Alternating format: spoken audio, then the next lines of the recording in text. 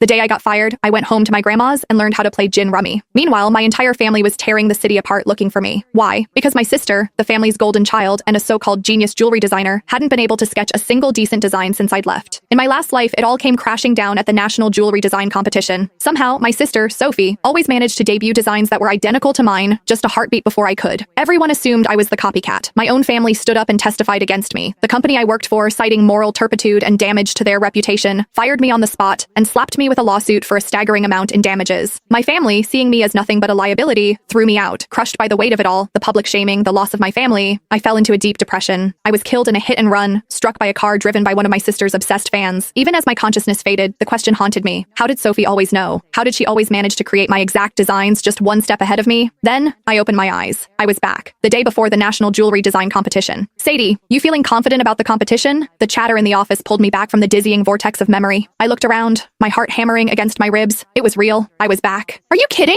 Sadie snagged the Designer of the Year award 3 times running, a colleague, Maria, said, giving me a playful nudge. She's got this in the bag. I managed a weak smile, unable to form words, because only I knew what was coming. In my last life, I submitted a design I had poured my soul into for days. On stage in front of everyone, I was branded a fraud. They displayed 2 sketches on the main screen. They were identical, down to the last delicate line of filigree on the setting. But the timestamp on the other submission was a full day before mine. And the artist? My dear sister, Sophie Walker. She stood in the audience, her eyes wide and red-rimmed, staring at me with a look of shattered betrayal. She brought a microphone to her lips, her voice trembling as it echoed through the auditorium. Sadie, how could you? If you were blocked, I would have helped you find inspiration, but to steal my work? Why? I was frozen. That was my design. It had lived on my encrypted laptop, unseen by any other human eye. Before I could even begin to explain, the crowd erupted. Get the plagiarist off the stage. The nerve of her, showing up with a stolen design. She doesn't deserve to be a designer. Fraud. I grabbed a microphone to defend myself, but my voice was drowned out by the jeers. A few scattered voices of support were quickly silenced when my own parents took the stage. They held up photos of Sophie, supposedly working through the night at her drafting table at home. They spoke of their profound regret, of how they were ashamed to have a daughter like me, and announced their intention to sever all ties. After that, it was over. No one believed me. Security escorted me out of the building. The moment I turned on my phone, it was a firestorm of hatred. Back at my apartment, I checked my laptop. No viruses, no spyware, no remote access logs. The computer and my physical sketchbooks had been with me at all times. There was no conceivable way the design could have leaked. But Sophie's was identical. Every idea, every spark of inspiration, every line I drew, it was all mine. I could not have copied her. It was impossible. Hey, Sadie. Maria's voice cut through my thoughts again. I heard your sister is competing this year too. Any friendly family rivalry? Who do you think will take home the top prize? Not long after I'd started at this firm, Sophie, by some mysterious coincidence, had gotten hired too. The mention of her name sent a jolt of pure terror through me. My fists clenched so tightly my nails dug into my palms, drawing blood. My sister, Sophie. When she was born, she didn't cry. While all the other newborns in the nursery were wailing, she was silent. My mother, convinced it was a bad omen, brought in a spiritualist, a so-called seer from the mountains.